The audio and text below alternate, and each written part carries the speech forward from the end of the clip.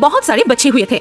वो अपने बच्चों को बहुत प्यार करता था क्योंकि उसकी बच्चा तो बहुत छोटी थी। बच्चे को छोड़कर ना जाने के लिए बच्चे अंडे से निकलने से पहले ही वो बहुत सारी खाना लाकर रखे थे, लेकिन इसके बाद भी खाना खत्म होने वाली थी। तभी वो मन ही मन सोची, अब तो मुझे खाना ढूंढने जाना ही पड़ेगा।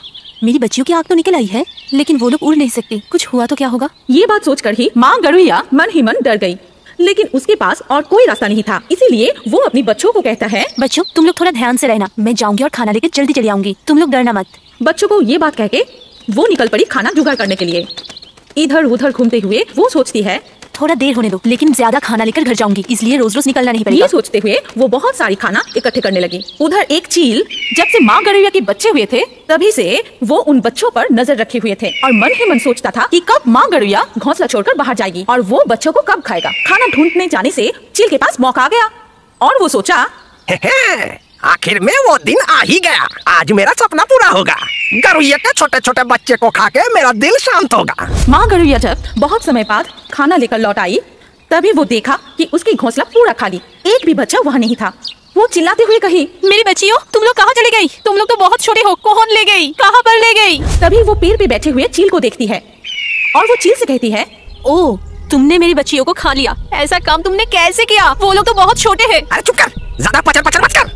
तेरे बच्चे लोग अभी तक ठीक ही है, लेकिन तू अगर मेरा बात नहीं सुना तो मैं तेरे बच्चों को खा जाऊंगा। कहाँ पर है मेरे बच्चे लोग? वो लोग ठीक है ना? मैं तुम्हें यकीन कर रही हूँ, क्या करना पड़ेगा मुझे? बच्चे लोग मेरे पास ही है, अच्छा ही है। अगर तू मुझे रोज खाना लाके देगी तभी वो लोग ठीक रहेंगे। मैं खाना कैसे लाऊंगी? मैं तो छोटी पंछी हूँ, तुम्हारी जैसी बड़ी पक्षी की खाना कैसे इकट्ठा करूंगी? वो सब मुझे नहीं पता। अगर बच्चों को जिंदा रखना चाहती है तो मैं जो जो कह रहा हूँ वो कर। ये कह के चील वहाँ से उड़ जाता है और बेचारी माँ गरुड़िया बहुत दुखी होकर घोंसले में बैठकर सोचने लगी, हे भगवान क्या हुआ? मेरे बच्चों को तुम रक्षा करो, मुझे जैसे भी हो उस चील के लिए खाना जुगाड़ करना ही पड़ेगा। मैं करूँगी। अगले दिन से गरुड़िया चील की खाना ढूंढने के लिए निकल पड़ती है। पूरा दिन इधर उधर घूम के जो खाना मिलती है वही चील के लिए ले आती है। पूरा दिन मेहनत करने के बाद खाना ढूंढ के रात को गरुड़िया अपनी घोंसले में जाकर सो जाती है। ऐसे ही कुछ दिन बीत जाते हैं, लेकिन वो अपने बच्चों से नहीं मिल पाती है। फिर वो परेशान होकर सोचने लगी, कितना दिन गुजर गई, कितने दिनों तक मैं अपने बच्चे को नहीं देखा। आज जब चील के लिए खाना ले जाऊंगी सिर्फ एक बार उन्हें दिखाने के लिए कहूंगी। जैसे ही सोच वैसे ही काम। जब वो चील के लिए खाना लेकर वहाँ पहुँची तब वो चील से बोली, बहुत दिन हो गया, तुम्हारे कहने पर मैं तुम्हारे लिए खाना ले आ रही हूँ, जितना कर सकती हूँ। अब एक बार मुझे मेरी बच्चियों को दिखा दो। इतना बात तुझे कौन कहने के लिए बोला है?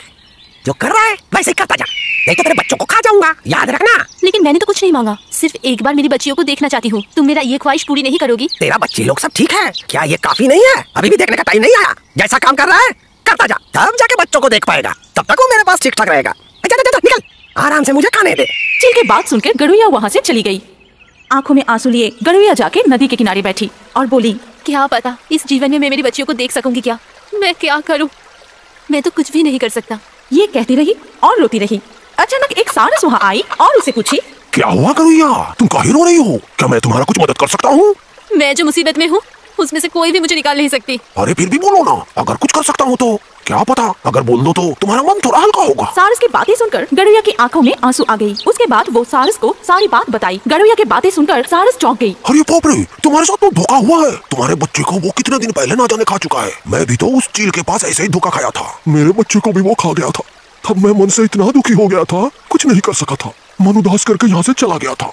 लेकिन तुम्हारा बात से इतना तो पता चला, वो चील अभी तक नहीं सुधरा, वैसा ही है। सारस की बातें सुनकर गरुड़िया और भी रोने लगी। तभी सारस उसको हिम्मत रखने के लिए कहता है और कहता है, तुम उदास मत हो, मैं तुम्हारे साथ हूँ। प्रतिशोध तो हमें लेना पड़ेगा, और वैसे भी वो चील किसी और का कोई नुकसान न कर सके, वो भी देखना पड़ेगा। तुम सिर्फ कहो क्या करना पड़ेगा मुझे, तुम मुझे जो बोलोगे मैं वही करूंगी। तुम सिर्फ मुझे बताओ मैं क्या करूंगी। हम लोग किंग कोबरा के पास जाएंगे। पता है वो बहुत खतरनाक है, हम लोगों के पास कोई और रास्ता नहीं है, हम लोगों को ये करना पड़ेगा। तो फिर अभी चलो दोस्त, मैं और नहीं सहन कर सकती। मेरी बच्चियों को कितना दर्द हुआ होगा, मुझे प्रतिशोध लेना ही पड़ेगा। वो लोग आपस में सारी बातें करके किंग कोबरा के पास जाके पहुंची। किंग कोबरा तभी अपनी गुफा पर आराम कर रहे थे। सारस ने हिम्मत जुटाकर उसे बुलाया। किंग कोबरा, ओ किंग कोबरा, तुम्हारी मदद की हमें बहुत जरूरत है, मदद करो हम लोगों को। बहुत मुसीबत में पड़कर तुम्हारे पास आए हैं। तुम्हारे पास आने से कोई जिंदा नहीं बचता जान के भी आए हैं, क्योंकि हमारे पास कोई और रास्ता नहीं, तुम हमें बचा लो। क्या हुआ है? ऐसा कौन सा मुसीबत आया है कि तुम लोग जिंदगी हाथ में लेके हमारे पास आए हो? हमें सब कुछ बताओ, अगर संभव है तो हम तुम्हें जरूर मदद करेंगे। तभी सारस सब खुलकर बताया। गरुड़िया भी रोते हुए मदद मांगी। सारस और गरुड़िया की सारी बातें सुनकर किंग कोबरा को भी दया आ गई और वो कहता है, हमारे इलाके में रह के उस चील का इतना हिम्मत, वो मासूम पंछियों को इतना परेशान कर रहा है, मैं उसको सजा दिलाऊंगा। तुम लोग जैसे भी हो उसको इधर लेके आओ। उसके बाद हम देख रहे हैं कैसे उसको सजा दिया जाए। किंग कोबरा की सारी बातें सुनकर सारस और गरुया ने एक षड्यंत्र रचा कि कैसे चील को इस टीले के ऊपर ले आए। गरुया ने कहा कि चील को वो खाने की लालच दिखाकर इस टीले के ऊपर ले आ सकती है और उसके बाद वो चील के पास जाती है। क्या हुआ? इतना देर कैसे हो गया? खाना कहाँ है? अपने बच्चों को बचाना नहीं चाहती है क्या? नहीं नहीं चाहिए, खाना लाई हूँ। आज बहुत सारा खाना मिला है इसलिए ला नहीं सका। मैं तो छोटी पक्षी हूँ ना, इसीलिए। तुम चलो मेरे साथ, दिखा दूंगी तुम्हें। तुम आराम से खा लेना।